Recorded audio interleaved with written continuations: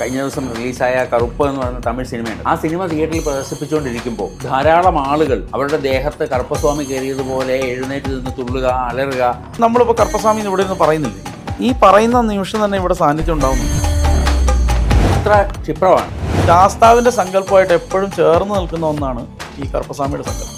18 പടിയൻ എന്ന് തന്നെ വ്യക്തമായിട്ട് അദ്ദേഹത്തിന് പേര് കേരളം ഒഴിച്ച് മറ്റെല്ലാ സ്ഥലങ്ങളിലും ഉണ്ട്. ആ ഒരു പ്രദേശത്തിൻ്റെ ദേവതയായിട്ട് നമ്മളുടെ എല്ലാം കാരണവരായിട്ട് ആരാധിക്കുന്ന സങ്കല്പമാണ് കറുപ്പസ്വാമിക്കുള്ളത്. ഒരു സ്ഥലത്ത് വിളകൾ സംരക്ഷിക്കുന്നതാണെങ്കിൽ മറ്റു സ്ഥലങ്ങളിൽ കള്ളന്മാരിൽ നിന്നും കൊള്ളക്കാരിൽ നിന്നുള്ള ഉപദ്രവം ചെറുക്കാനായിട്ട് ഇങ്ങനെയൊക്കെ ഈ കറുപ്പസ്വാമിയുടെ സങ്കല്പം ആരൂഢമായിട്ടുണ്ട്. പൊതുവേ എല്ലായിടത്തും കാണുന്ന വെച്ചാൽ ഒരു വെളുത്ത കുതിരപ്പുറത്ത് വരുന്ന ഒരു കറുത്ത അജാനുബാഹുവായ ഒരാൾ, വലിയ കിരീടമൊക്കെ തൊപ്പിയൊക്കെ ധരിച്ച് ഒരു പ്രത്യേക തരത്തിലുള്ള വാളൊക്കെ. അതുപോലെ 18-ാം പടിക്ക് താഴെ കറുപ്പസ്വാമിക്കും കറുപ്പായമ്മയ്ക്കും സ്ത്രീകളും ശാസ്താവിൻ്റെ പരിവാരമൂർത്തികളിൽ പെടുന്നതാണ്. ലളിതാംബികയ്ക്ക് എങ്ങനെയാണോ വാരാഹി, അതുപോലെ തന്നെയാണ് ശാസ്താവിന് കാവൽ ദൈവമാണെന്ന് പറഞ്ഞത്. അപ്പോൾ ഈ ക്ഷേത്രപാലൻ എന്ന് പറയുന്ന ഗണത്തിൽ പെടുന്നു. ക്ഷേത്രപാലൻ എന്ന് പറയുമ്പോൾ അത് ഒരു ക്ഷേത്ര പരിധിക്കുള്ളിലെ കാര്യങ്ങൾ മാത്രമേ ക്ഷേത്രപാലൻ്റെ സങ്കല്പത്തിലുള്ളൂ. പക്ഷെ കറുപ്പസ്വാമി അങ്ങനെയല്ല. കറുപ്പസ്വാമി ആ ദേശത്തിൻ്റെ ദേവതയാണ്. അദ്ദേഹത്തിൻ്റെ ക്ഷേത്രം എന്ന് പറയുന്നത് ഈ ഗ്രാമത്തിൻ്റെ പരിധിയാണ്. നമസ്തേ രാജേഷ് ജി. രാജേഷ് ജി, കഴിഞ്ഞ ദിവസം കറുപ്പ് എന്ന പേരിലൊരു സിനിമ ഇറങ്ങിയിട്ടുണ്ട്, തമിഴ് സിനിമ. അത് കറുപ്പസ്വാമിയെക്കുറിച്ചാണ്. ധാരാളം ആളുകൾക്ക്, മലയാളികൾക്ക് കറുപ്പസ്വാമിയെക്കുറിച്ച് അറിയണമെന്ന ആഗ്രഹമുണ്ട്. എല്ലാവരും 18-ാം പടിയിലെ കറുപ്പസ്വാമിയെ കേട്ടിട്ടുണ്ട്. എന്നാൽ തമിഴ്നാട്ടിൽ കറുപ്പസ്വാമിക്ക് ധാരാളം രൂപങ്ങളും വിശ്വാസവും ഭക്തിയുമൊക്കെ വളരെ കൂടുതലാണ് തമിഴർക്ക് കറുപ്പസ്വാമിയോട്. മലയാളികൾക്ക് 18-ാം പടി കറുപ്പനെ മാത്രമേ പരിചയമുള്ളൂ, മറ്റ് കറുപ്പന്മാരെ അറിയില്ല. എന്താണ് കറുപ്പസ്വാമി? ഈ കാവൽ ദേവതാ സങ്കല്പങ്ങളിലെ ഏറ്റവും ഉദാത്തമായ ഒരു സങ്കല്പമാണ് കറുപ്പസ്വാമി എന്ന് പറയുന്നത്. അതിൻ്റെ ഒരു ഉത്ഭവ കഥകൾ, ഒരുപാട് കഥകളുണ്ട്. ഒരുപാട് കഥകളുള്ളതിൽ ഒരു കഥ എന്ന് പറയുന്നത് രാമായണവുമായിട്ട് ബന്ധപ്പെട്ടതാണ്. അതായത് ഈ ലവനാണത്രേ ഈ സീതയുടെ, രാമൻ്റെയും മകനായിട്ടുണ്ടായത്. വാൽമീകിയുടെ ആശ്രമത്തിൽ വെച്ചിട്ട് ഈ കുട്ടിയെ മഹർഷിയെ ഏൽപ്പിച്ചിട്ട് പോയി. കഥയാണ് കേട്ടോ അതൊക്കെ. മഹർഷിയെ, അതായത് വാൽമീകി മഹർഷിയെ കുട്ടിയെ ഏൽപ്പിച്ചിട്ട് പോയി സീത. മഹർഷി ധ്യാനത്തിലിരിക്കുമ്പോൾ കുട്ടി എവിടേക്കോ പോയി. പെട്ടെന്ന് സീത വന്നപ്പോൾ ഈ മഹർഷി കണ്ണു തുറന്നു, കുട്ടിയെ കാണുന്നില്ല. ആ പരിഭ്രമത്തിൽ അദ്ദേഹം ഈ കുശപ്പുല്ലുകൊണ്ട് ഈ ലവൻ്റെ ഒരു രൂപം ഉണ്ടാക്കി. ലവനെ തന്നെ ഉണ്ടാക്കി. എന്നിട്ട് സീത ഏൽപ്പിച്ചു. അപ്പോൾ കാട്ടിൽ നിന്ന് ഈ ഒറിജിനൽ ആളും വന്നു. അപ്പോൾ ഈ 2 കുട്ടികളെ എടുത്തു. ഇതിൽ ഏതാണ് ഒറിജിനൽ എന്ന് തിരിച്ചറിയാനായിട്ട് സീതയ്ക്ക് പറ്റുന്നില്ല. അപ്പോൾ സീത പറഞ്ഞു അത്രേ, ഞാൻ അഗ്നിസംഭൂതയായിട്ട് വന്നതാണ്, അപ്പോൾ അഗ്നി പരീക്ഷണമൊക്കെ കഴിഞ്ഞതാണ്, അതുകൊണ്ട് എൻ്റെ കുഞ്ഞ് ഈ അഗ്നിയെ പൊള്ളിക്കാൻ അയാൾക്ക് പറ്റില്ല, അഗ്നിയിൽ നിന്ന് പൊള്ളലേൽക്കില്ല. അപ്പോൾ അതുകൊണ്ട് കുട്ടിയെ 2 കുട്ടികളെയും ഈ അഗ്നിയിലൂടെ കടത്തി വിട്ടു. അപ്പോൾ ഈ കുശൻ ഒരല്പം കറുത്ത നിറത്തിലായി, ഇരുണ്ടുപോയി, മറ്റേതിനൊന്നും പറ്റിയില്ല. അപ്പോൾ ഈ ഇരുണ്ട കുട്ടി കരഞ്ഞപ്പോൾ വാൽമീകി അനുഗ്രഹിച്ചു അത്രേ, നീ ദ്രാവിഡ ദേശത്ത് എന്ന് അവർക്ക് ഈശ്വരനായിട്ട് കറുപ്പൻ എന്നുള്ള പേരിൽ തന്നെ വാഴണം എന്ന് പറഞ്ഞ് അനുഗ്രഹിച്ചു അത്രേ. ഇതൊരു സ്റ്റോറി കേട്ടോ. എനിക്കിതിൻ്റെ സ്റ്റോറിയുടെ ഈ പറഞ്ഞ പോലെ നമ്മൾ ഇതിനെയൊക്കെ ഒരു നാടോടി കഥകൾ കേൾക്കുന്ന പോലെ ഈ സ്റ്റോറീസിനെയൊക്കെ നമ്മൾ കേൾക്കാറുള്ളൂ. ഈ ശാസ്താവിൻ്റെ സങ്കല്പമായിട്ട് എപ്പോഴും ചേർന്ന് നിൽക്കുന്ന ഒന്നാണ് ഈ കറുപ്പസ്വാമിയുടെ സങ്കല്പം എന്ന് പറയുന്നത്. 18 പടിയൻ എന്ന് തന്നെ വ്യക്തമായിട്ട് അദ്ദേഹത്തിന് പേര് കേരളം ഒഴിച്ച് മറ്റെല്ലാ സ്ഥലങ്ങളിലും ഉണ്ട്. ശാസ്താവിൻ്റെ തന്നെ മറ്റ് അനവധി ഇൻകാർണേഷൻസ് ഉണ്ട്. അതിൽപ്പെട്ടാണ് മധുരൈ വീരൻ എന്നൊക്കെ പറഞ്ഞു. മധുരൈ വീരൻ ശാസ്താവാണ്, ശാസ്താവിൻ്റെ ഒരു സ്വരൂപം തന്നെയാണ്.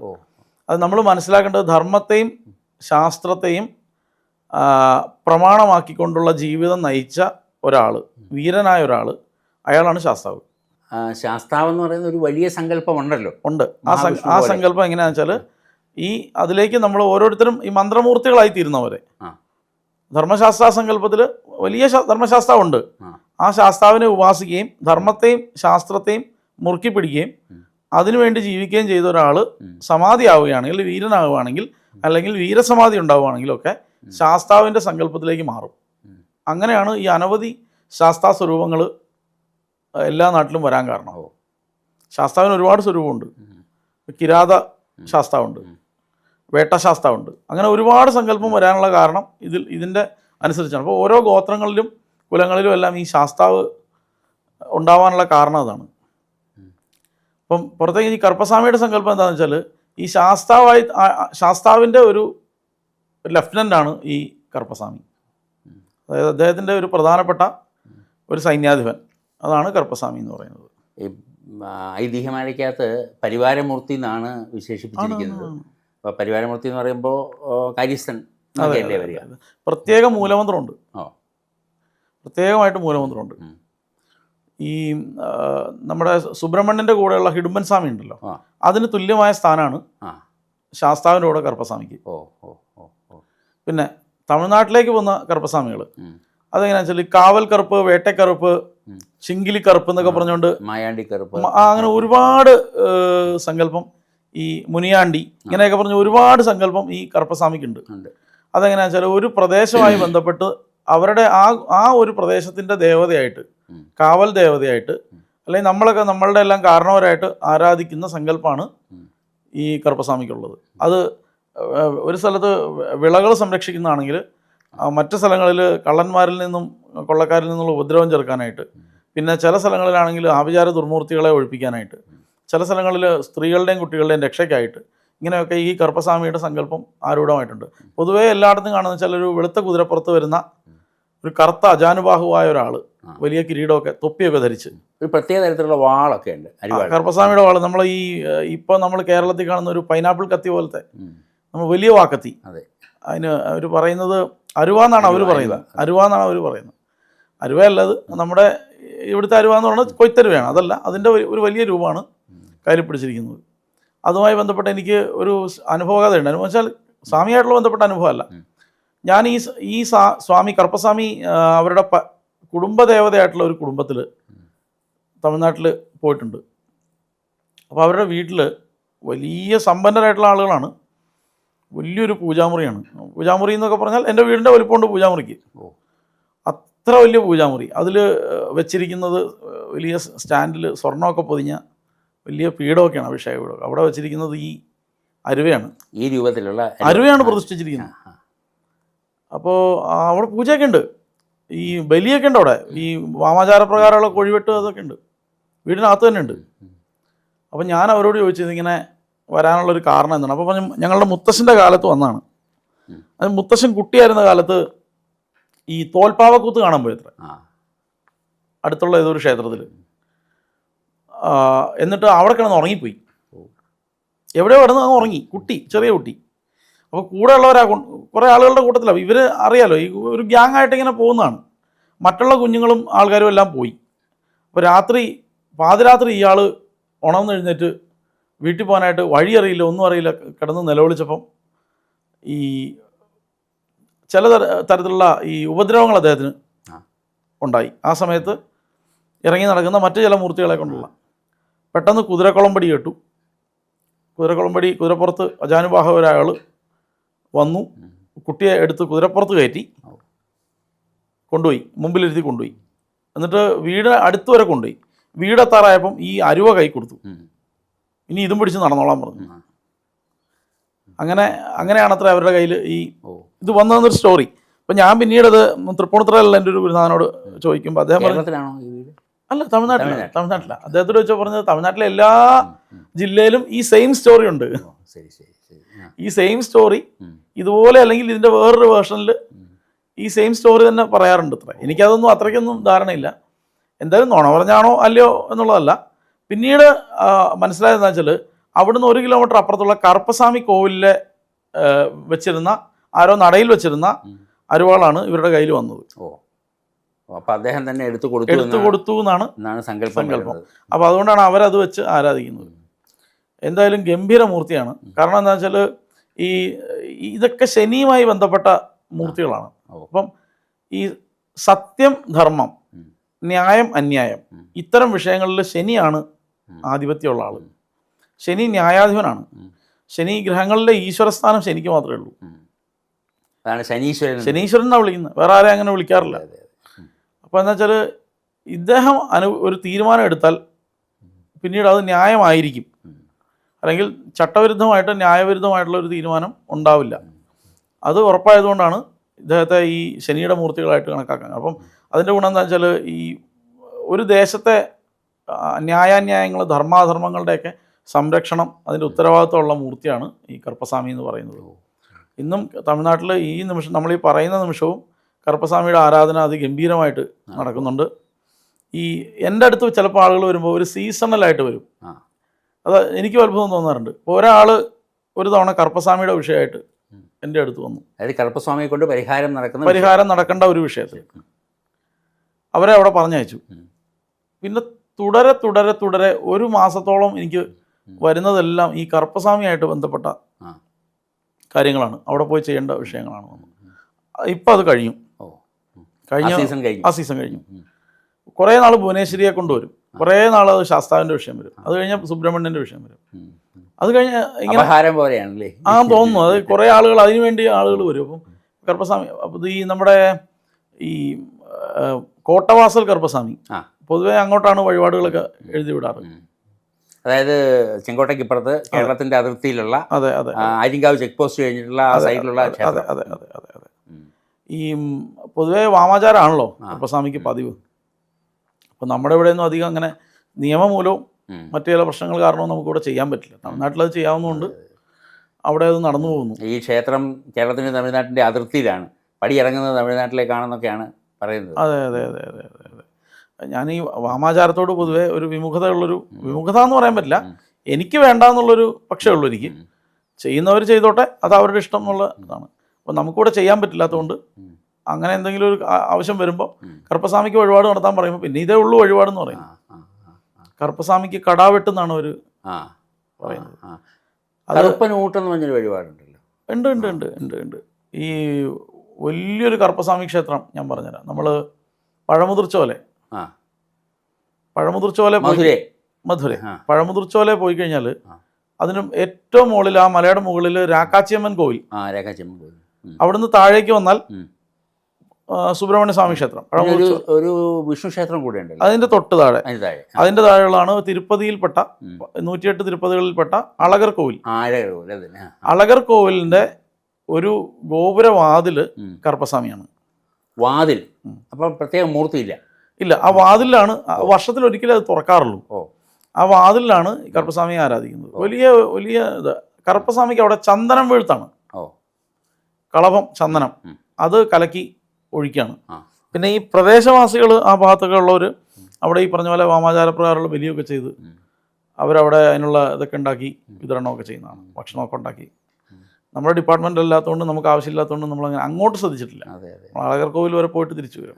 അവിടെ ഇങ്ങനെ കാണാം ഒരുപാട് പേരെ. ഞാൻ പോകുമ്പോൾ ഒന്ന് തൊഴുതിട്ട് പോരും, അത്രേ ചെയ്യാറുള്ളൂ. ബാക്കി ശാസ്താ ക്ഷേത്രങ്ങളിലൊക്കെ ഈ ആര്യങ്കാവ് അച്ചൻകോവിലാണെങ്കിൽ അതിന് മുമ്പിൽ അച്ചൻകോവിൽ ധർമ്മശാസ്ത്ര ക്ഷേത്രത്തിൻ്റെ നേരെ പുറത്ത് നേരെ ഓപ്പോസിറ്റ് കറുപ്പസ്വാമിയുടെയും കറുപ്പായി അമ്മയുടെയും വലിയ ക്ഷേത്രം തന്നെയുണ്ട്. ഉണ്ട്. ശബരിമലയിലുണ്ടല്ലോ. ശബരിമല 18-ാം പടിക്ക് താഴെ കറുപ്പസ്വാമിക്കും കറുപ്പായി അമ്മയ്ക്കും ശ്രീകോവിലുണ്ട്. അത് ഈ ശാസ്താവിൻ്റെ പരിവാരമൂർത്തികളിൽ പെടുന്നതാണ്. നമ്മൾ പരിവാരങ്ങളായിട്ട് തന്നെ അവരെ കണക്കാക്കാറ്. ശാസ്താവിൻ്റെ പ്രധാനപ്പെട്ട ഇപ്പം നമ്മൾ ഉദാഹരണം പറഞ്ഞാൽ ലളിതാംബികയ്ക്ക് എങ്ങനെയാണോ വാരാഹി, അതുപോലെ തന്നെയാണ് ശാസ്താവിന് കറുപ്പസ്വാമി. സുബ്രഹ്മണ്യൻ എങ്ങനെയാണോ ഹിഡംബൻ സ്വാമി, അത്ര തന്നെ പ്രാധാന്യമുണ്ട് ശാസ്താവിൻ്റെ. കൊട്ടാരത്തിൽ ശങ്കുണ്ണി അദ്ദേഹത്തിൻ്റെ ഐതിഹ്യമാലയിൽ അച്ചൻകോവിലിലെ കറുപ്പസ്വാമിയെക്കുറിച്ചും അതായത് ശാസ്താവിൻ്റെ പരിവാരമൂർത്തികളെക്കുറിച്ച് പ്രത്യേകിച്ചും കറുപ്പസ്വാമിയെക്കുറിച്ച് വളരെ വിശദമായി ഒരു ചാപ്റ്റർ തന്നെ എഴുതിയിട്ടുണ്ട്. ഈ കറുപ്പസ്വാമിയിലെ മന്ത്രങ്ങളോ അങ്ങനെ എന്തെങ്കിലും പറയാൻ പറ്റും? മന്ത്രങ്ങൾ പൊതുവെ ഉച്ചരിച്ചാൽ കുഴപ്പമറിയാലോ. ഇവിടെ കറുപ്പസ്വാമിയുടെ മന്ത്രമൊക്കെ എനിക്ക് ഗംഭീരമായിട്ട് അറിയാം. ഞാൻ കുറച്ചാൾ ശാസ്താവിന് ഉപാസ്യ സമയത്ത് ജപിച്ചിട്ടൊക്കെ ഉള്ളതാണ്. ഒന്ന് പറഞ്ഞാൽ ഒറ്റയടിക്ക് പഠിക്കും. അതുകൊണ്ട് പറയുന്നില്ല. അതുകൊണ്ട് ഞാൻ പറയുന്നില്ല. വളരെ എളുപ്പമുള്ള മന്ത്രമാണ്, അതുകൊണ്ടാണ് ഞാൻ അധികം പറയാത്തത്. നമ്മുടെ 18-ാം പടിയുടെ താഴെ ഒരു വശത്ത് കറുപ്പസ്വാമിയാണ് ഇരിക്കുന്നത്, മറുവശത്ത് കറുപ്പായി അമ്മയാണ് ഇരിക്കുന്നത് അല്ലേ?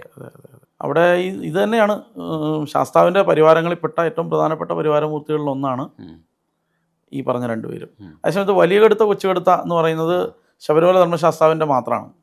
കാരണം അത് അയ്യപ്പൻ്റെ അവിടെ വിലയം പ്രാപിച്ച അയ്യപ്പൻ്റെ കൂടെ ഉണ്ടായിരുന്ന രണ്ടുപേരാണ്. അതായത് ശബരിമലയുള്ള മൂർത്തിക്ക് മാത്രമാണ് വലിയ കടുത്ത സ്വാമി, കൊച്ചുകടുത്ത സ്വാമി വരുന്നത്. ഈ ശാസ്താവിന് പൊതുവേ ഉള്ള ആളാണ് കറുപ്പായി. അപ്പോൾ വ്യത്യാസം മനസ്സിലായി. മറ്റേതെന്ന് പറഞ്ഞാൽ അവരെ മലമേൽ കുറുപ്പും വേറെന്തൊരു പേരുമാണ്. ആ രണ്ടുപേരാണ് ഈ വലിയ കടുത്ത കൊച്ചുകടുത്താന്ന് പറഞ്ഞത്. എന്നാൽ കടുത്താന്ന് വെച്ചാൽ കടുത്ത പ്രയോഗം.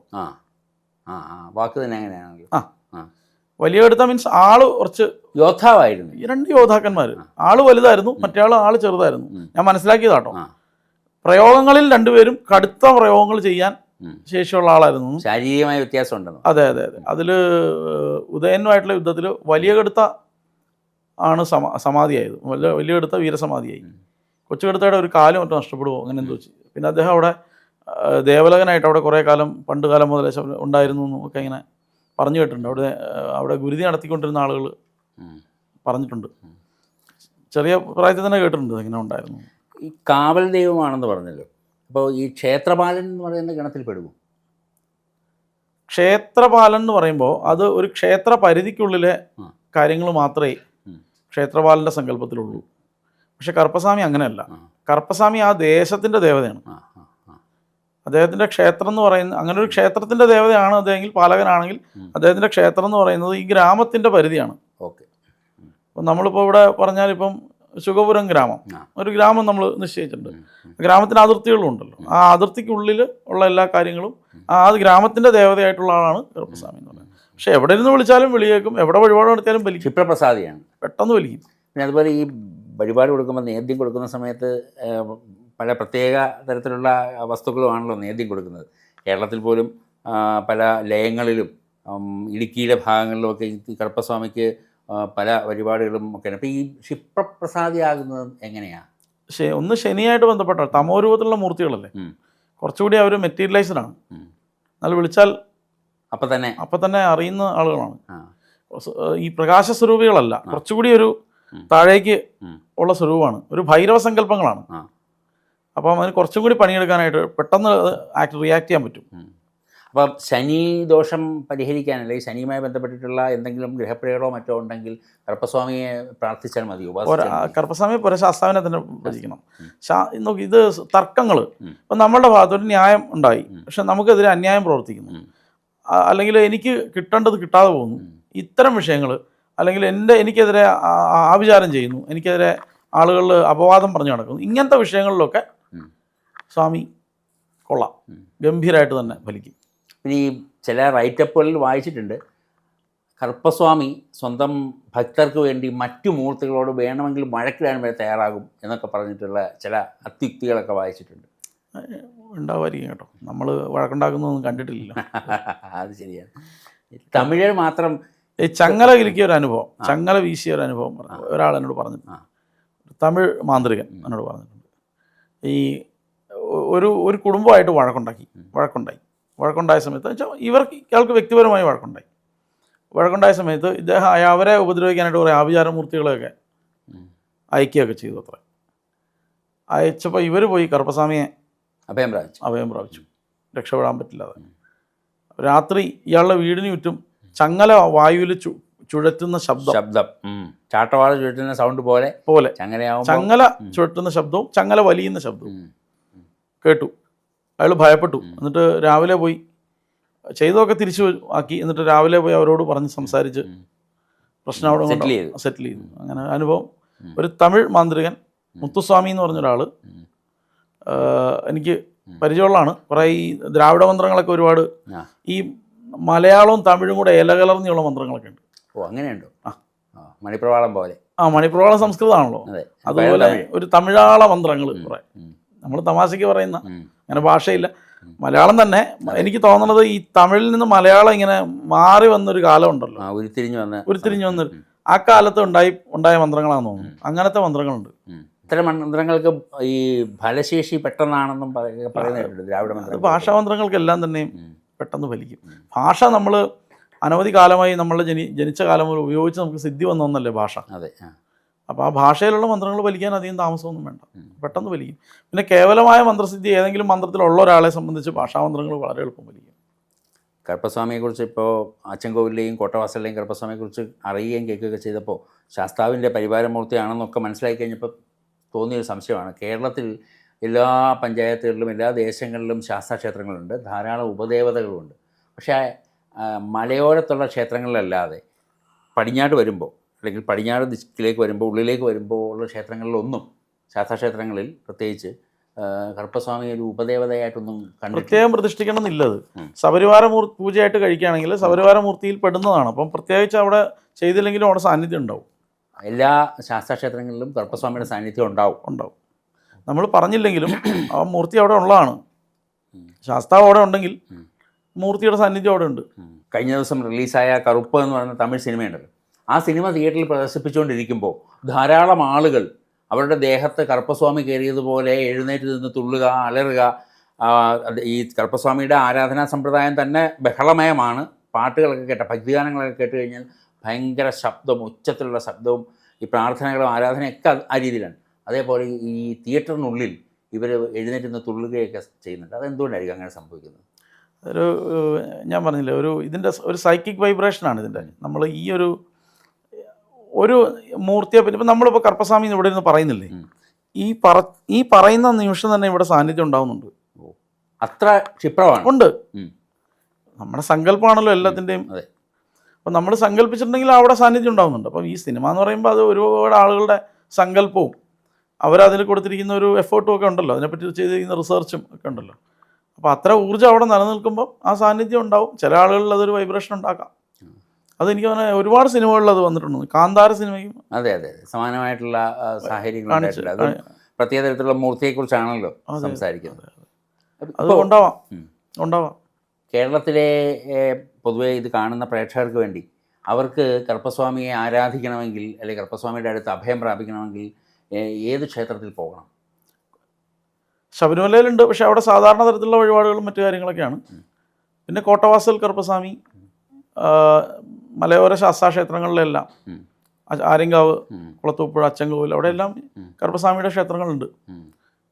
കോട്ടവാസലാണ് ഏറ്റവും കൂടുതൽ ആളുകൾ പോകുന്ന ക്ഷേത്രം. എല്ലാ തരത്തിലുള്ള വഴിപാടും നടത്താൻ പറ്റി. അദ്ദേഹത്തിൻ്റെ വാഹനമായിട്ടൊരു നായയും എപ്പോഴും കൂടെ ഉണ്ടാവും കറുപ്പസ്വാമിയുടെ. കോട്ടവാസൽ ഭൈരവ സങ്കല്പമാണ്. അതുകൊണ്ടാണ് ഈ കാലഭൈരവൻ്റെ നായയാണ്. ഭൈരവ സങ്കല്പത്തിലാണ് നായ വരുന്നത്. എല്ലാ അഷ്ടഭൈരവന്മാർക്കും നായയാണോ? എല്ലാവർക്കും നായ അല്ലെങ്കിലും കോമൺ നായയാണ്. കോമൺ. അതുകൊണ്ടാണ്. അപ്പോൾ കറുപ്പസ്വാമിയെക്കുറിച്ച് മലയാളികൾക്ക് വേണ്ടി ഇത്രയും കാര്യങ്ങൾ വിശദീകരിച്ചതിന് അങ്ങേക്ക് നന്ദി.